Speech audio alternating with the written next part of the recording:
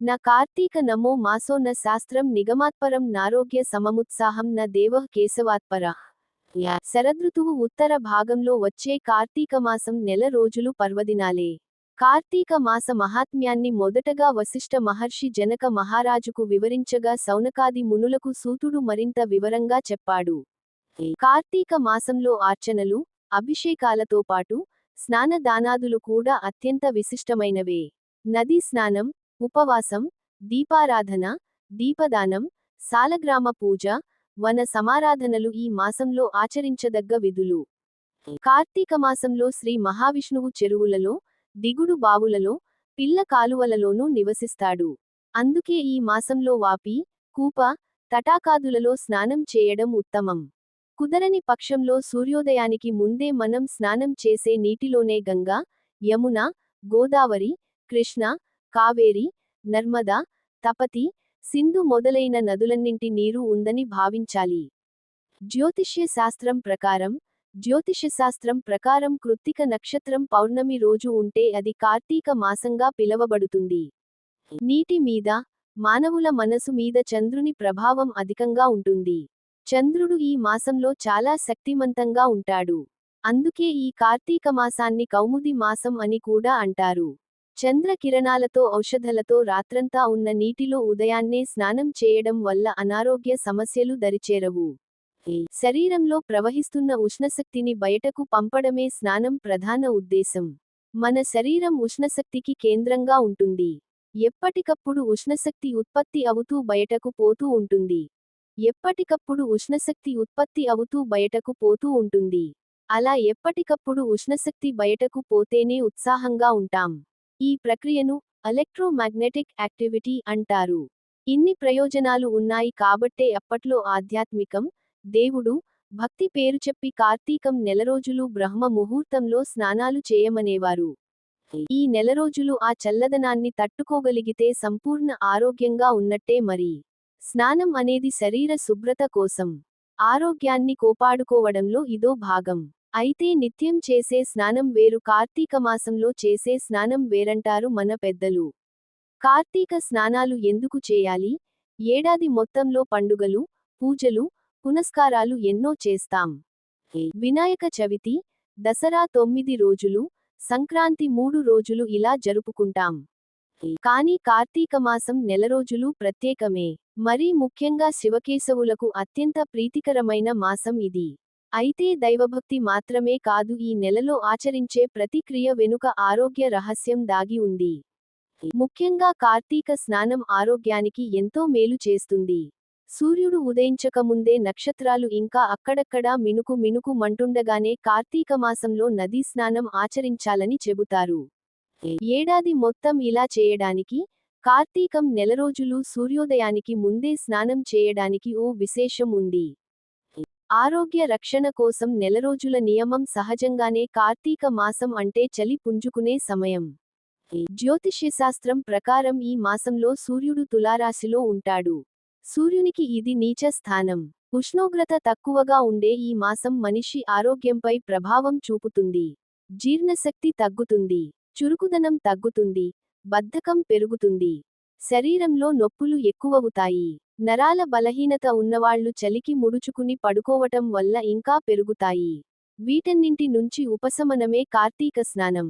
ఆరోగ్య రక్షణ కోసమే ఈ నెలరోజులు ఈ నియమం పెట్టారు. మానసిక ఉల్లాసం కోసం కార్తీక స్నానం. కార్తీక మాసంలో తొందరగా నిద్రలేవడం వల్ల సహజంగా వచ్చే రుగ్మతల నుంచి కాపాడుకోవచ్చు. సూర్యోదయానికి ముందే స్నానం, దైవపూజ చేయడంతో బద్ధకం వదిలి రోజంతా ఉత్సాహంగా ఉండడమే కాదు, మానసికంగా ఉల్లాసంగా ఉంటుంది. నదీ స్నానం చేయాలంటే నదివరకు నడవాలి. అంటే తెల్లవారుజామున. ఇది కూడా వ్యాయామమే. పైగా నదుల్లో సహజంగా ఉండే ఔషధాలే కాకుండా నదీ పరివాహక ప్రదేశాల్లో ఉండే ఔషధాలు కూడా నీటిలో కలుస్తాయి. ఇలాంటి నీటిలో స్నానం చేయడం ఆరోగ్యప్రదం. స్వచ్ఛమైన నీరుండే సమయం ఇదే. నవంబరు నాటికి వర్షాలు తగ్గిపోతాయి. నదుల ఉధృతి తగ్గి వాటిలోని మలినాలన్నీ అడుగుకి చేరి నిర్మలమైన నీరు ప్రవహిస్తుంది సమృద్ధిగా. ఇటు స్వచ్ఛంగా ఉన్న నీటిలో స్నానం చేసేందుకు కార్తీక మాసమే అనువైన సమయం. కార్తీకంలో తెల్లవారు జామునే లేచి తలారా స్నానం చేసి, శుభ్రమైన దుస్తులు ధరించి తులసికోట ముందు భగవన్నామ సంకీర్తన చేస్తూ ధూప, దీప, నైవేద్యాలు సమర్పిస్తారు. ఇలా చేస్తే మనసంతా ఆధ్యాత్మిక పరిమళాలతో నిండి అలౌకికమైన, అనిర్వచనీయమైన ఆనందం కలుగుతుంది. మామూలు రోజులలో భగవదారాధన మీద అంతగా శ్రద్ధ పెట్టనివారు గుడిలో కాలు పెట్టని వారిని సైతం పవిత్రమైన ఆధ్యాత్మిక వాతావరణమే గుడికి తీసుకెళ్తుంది. వారిని దేవుని ముందు కైమోడ్చేలా చేసి పాపాలు పటాపంచలు చేసి మోక్షప్రాప్తి కలిగిస్తుంది ఈ మాసం. కార్తీక మాసంలో దశమి, ఏకాదశి, ద్వాదశి తిథులలో శ్రీమహావిష్ణువును తులసిదళాలతోటి, కమలాలతోటి పూజిస్తే జీవించినన్నాళ్ళు ధనానికి లోటు లేకుండా ఉండి, సమస్త సౌఖ్యాలు కలగటంతో పాటు అంత్యమున జన్మరాహిత్యం కలుగుతుందట. అదేవిధంగా ఆరుద్ర నక్షత్రం రోజున, మాసశివరాత్రి నాడు, సోమవారం నాడు, కార్తీక పున్నమి నాడు రుద్రాభిషేకం చేసి, బిల్వదళాలతోనూ, రుద్రాక్షలతోనూ పూజించిన వారికి అనంతమైన సౌఖ్యాలతోబాటు అంత్యమున శివసాయుజ్యం పొందుతారని కార్తీక పురాణం చెబుతోంది. ఈ మాసంలో ప్రతి రోజూ పుణ్యప్రదమైనదే. అయితే ఏ తిథిన ఏమి చేస్తే మంచిదో తెలుసుకుని దాని ప్రకారం ఆచరిస్తే మరిన్ని ఉత్తమ ఫలితాలు కలుగుతాయి. కార్తీక శుద్ధపాడ్యమి, తెల్లవారు జామునే లేచి స్నానం చేసి, అందుబాటులో ఉన్న ఏదైనా ఆలయాని వెళ్లి, నేను చేయదలచుకున్న కార్తీక వ్రతం నిర్విఘ్నంగా సాగేటట్లు అనుగ్రహించమని ప్రార్థించి సంకల్పం చెప్పుకుని ఆకాశ దీపాన్ని సందర్శించుకోవాలి. విధియ, ఈ రోజు సోదరి ఇంటికి వెళ్లి ఆమె చేతి భోజనం చేసి, కానుకలు ఇచ్చి వచ్చిన వారికి యమగండం వాటిల్లదని పురాణోక్తి. తదియ, అమ్మవారికి కుంకుమ పూజ చేయించుకోవడం వల్ల సౌభాగ్య సిద్ధి. చవితి, కార్తీక శుద్ధ చవితి నాగుల చవితి సందర్భంగా సుబ్రహ్మణ్యేశ్వరునికి, పుట్టకు, పూజ చేయాలి. పంచమి, దీనికి జ్ఞానపంచమి అని పేరు. ఈ రోజు సుబ్రహ్మణ్య ప్రీత్యర్థం ఆర్చనలు చేయించుకున్న వారికి జ్ఞానవృద్ధి కలుగుతుంది. షష్ఠి, ఈ రోజు బ్రహ్మచారికి ఎర్రని కండువా దానం చేస్తే సంతాన ప్రాప్తి కలుగుతుందని ప్రతీతి. సప్తమి, ఈ రోజు ఎర్రని వస్త్రంలో గోధుమలు పోసి దానమివ్వడం వల్ల ఆయుష్షు వృద్ధి అవుతుంది. అష్టమి, ఈ గోపాష్టమి నాడు చేసే గోపూజ విశేష ఫలితాలనిస్తుంది. నవమి, ఈ రోజు నుండి 3 రోజుల పాటు విష్ణు త్రిరాత్ర వ్రతాన్ని ఆచరించాలి. దశమి, ఈ రోజు రాత్రి విష్ణుపూజ చేయాలి. ఏకాదశి, ఈ ఏకాదశికే బోధనైకాదశి అని పేరు. ఈ రోజు విష్ణుపూజ చేసిన వారికి ఉత్తమ గతులు కలుగుతాయి. ద్వాదశి, ఈ రోజు క్షీరాబ్ది ద్వాదశి. సాయంకాలం ఉసిరి మొక్క, తులసి మొక్కల వద్ద దామోదరుని ఉంచి పూజ చేసి, దీపాలు వెలిగించడం సర్వపాపాలను నశింపచేస్తుంది. త్రయోదశి, ఈ రోజు సాలగ్రామ దానం చేయడం వల్ల సర్వకష్టాలు దూరమవుతాయి. చతుర్దశి, పాషాణ చతుర్దశి వ్రతం చేసుకునేందుకు మంచిది.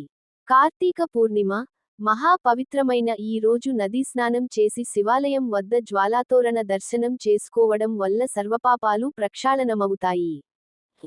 కార్తీక బహుళ పాడ్యమి, ఈ రోజు ఆకుకూర ఆవుకు దానం చేస్తే శుభం. విధియ, వనభోజనం చేయడం విశేష ఫలాలనిస్తుంది. తదియ, పండితులకు, గురువులకు తులసి మాలను సమర్పించడం వల్ల తెలివితేటలు వృద్ధి అవుతాయి. చవితి, పగలంతా ఉపవసించి, సాయంత్రం వేళ గణపతిని గరికతో పూజించి, ఆ గరికను తలగడ కింద పెట్టుకుని పడుకుంటే దుస్వప్న దోషాలు తొలగి సకల సంపదలు కలుగుతాయి.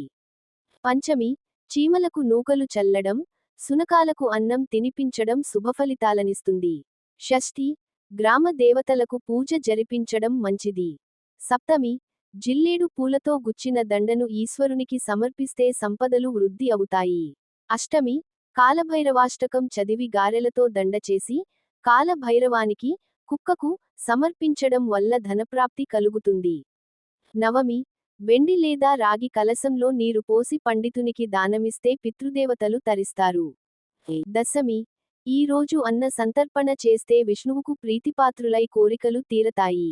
ఏకాదశి, విష్ణువాలయంలో దీపారాధన, పురాణ శ్రవణం, పఠనం, జాగరణ విశేషఫలప్రదం.